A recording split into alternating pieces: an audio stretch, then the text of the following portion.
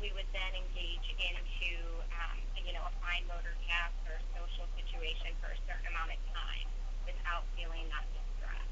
So that's where I would like to take an OT goal, and then we'd incorporate the handwriting piece through using OT tools that I will send you. We'll be sending you an OT toolkit where you'll get a slew of different fine motor tools and all different types of adaptive writing utensils and modified paper. We'll use that Oh to my gosh. Oh wow. so He kind of wasn't getting that before, so this sounds really good. yeah. So once we get through the very first session, and I get even more of a better idea of what he would benefit from, then he'll get his own little OT bag, and it's really neat all the stuff that they get. So, and it helps to have us build that rapport because I have the same items in front of me that he will have in front of him. Now, his medical OT that he's had off and on since the age of 4, she did a recent assessment over him this summer and discovered that, and I haven't gotten to Target to look for it, Target has this thing out there where it's like these raised lines, and then it slowly, as it goes through the booklet, phases it out. And Jordan, she did different things. She tried bright lines. He did better with the raised lines in learning how to write than versus other techniques. Have you heard of that before? I have. It's funny that you say that.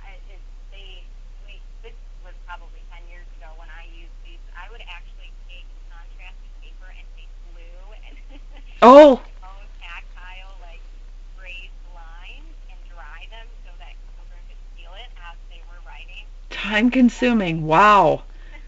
what time it is. But I'm glad that they come out with those. And I can talk to my supervisor and see what we can do in terms of ordering those. We don't have that in the OT toolkit, but Okay. if we can get those in mass amounts for a good price, I think that would be something we would love to add. So And she I will found it get at those. Target. And what happened was my Target card, Target switched over their cards, so then my Target card didn't work, and yeah. Now I have a working Target card, but no Target nearby. Oh no. Well, good. So I sent over a goal to Carol just so we have that in place, but I might tweak it just a little bit and then resend it to her this afternoon for your review when you get the IEP paperwork. Okay. Okay, great. Sheila, do you have any questions for me? No, I like how you're describing the goal. Thank you. You're welcome. Okay, and the next goal, it looks like Jordan had a goal for DAPE. And Josh, can you talk a little bit about the DAPE services and how that would work in our setting? Yeah, Sheila, this is one of the pieces where we have to use a licensed adaptive education teacher. I only have one under contract right now in the Twin Cities. Our options would be to use this adaptive provider as a consult, where they would touch base with you, give you a plan, some ideas to do at home with Jordan. Okay. Would one option. The other option, which is a lot more difficult because it depends on whether the resident district would like to make a contract. At times, on rare occasions, resident districts will allow us to um, contract with their provider, an adaptive day person in Roseau. Um, Or Grigla. Grigla is also a resident district. We have two in our area because of where we're located. yeah. So, I can pursue those in the meantime. Those take months to develop. There's always a few pieces that have outside of just the financial component. There's transportation that is discussed as well. So I will work on that on my end. But I think right now what we have to offer would be indirect services through our provider. Okay. And if either Roseau or Grigla would agree to contract, Jordan, his IEP had called for a para, and I would like to do that position, not to be paid for it, but that when Jordan goes to work with another teacher, that I be on hand for helping, if that makes sense.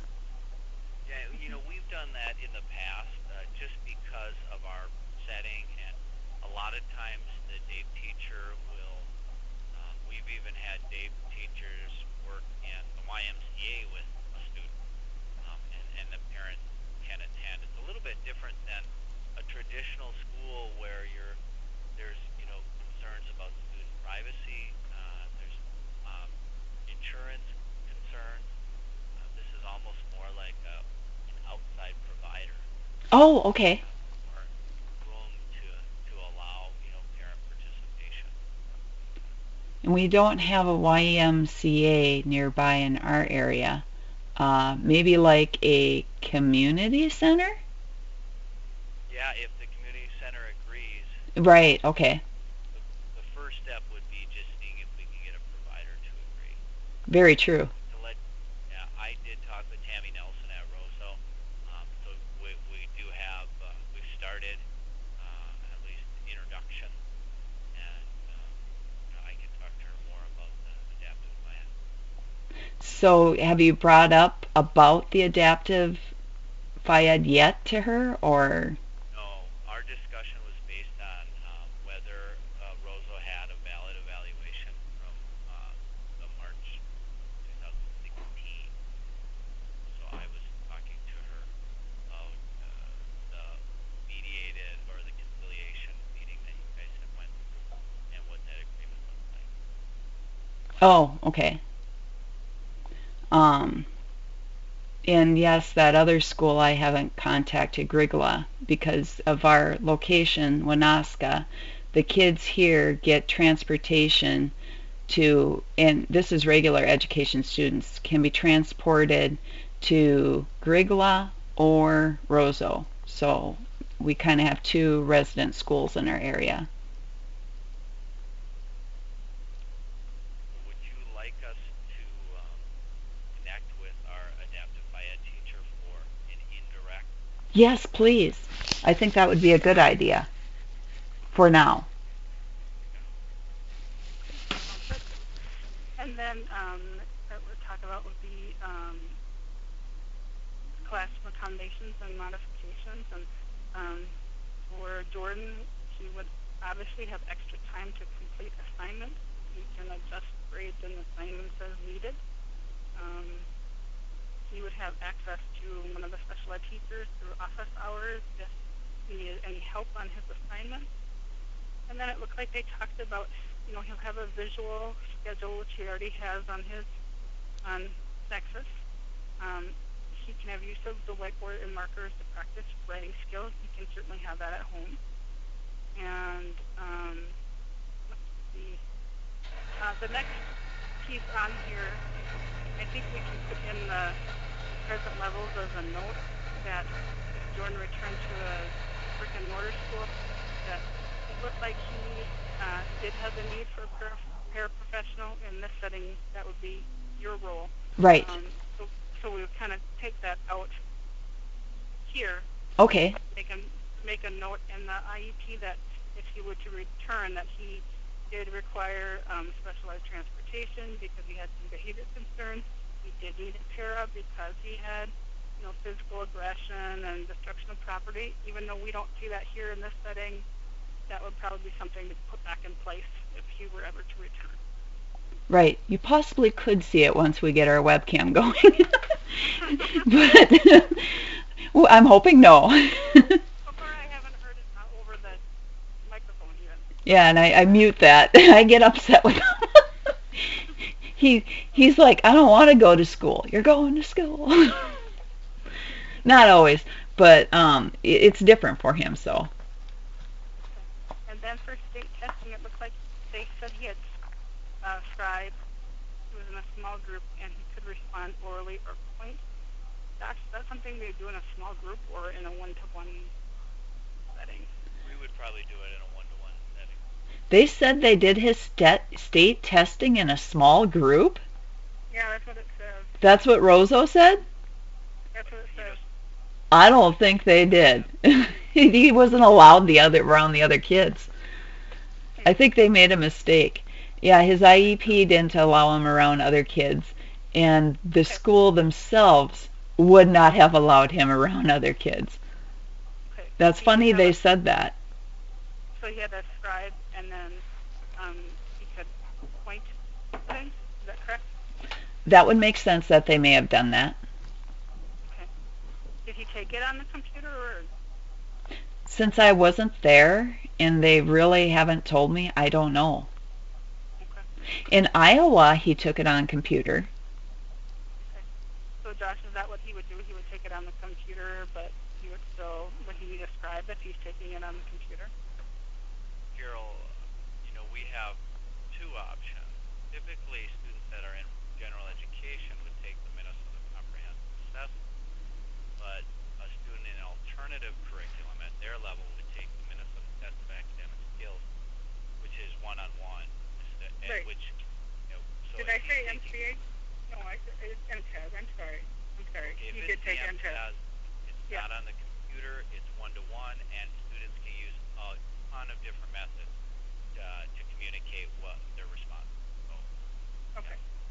Okay. What worked for Jordan in Iowa was to sit back from the computer and verbally say which answer he wanted, because when he was close to the computer, he just wanted to mess with the keyboard rather than focus on being specific about which key he should be hitting, because he likes to fool around.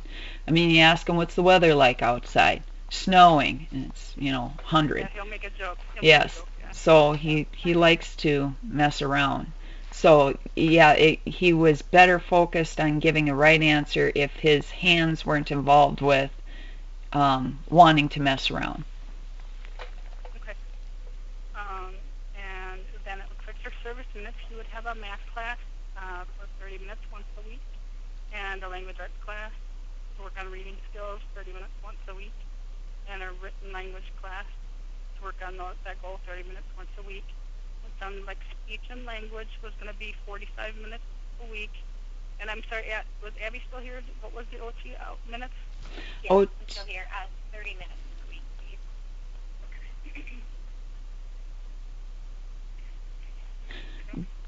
It's coming to my mind about the online exercises that are in the program modules. He's doing pretty good at that. Like, he's not fooling around, and in general, he's using the mouse to pick the answer that he knows is the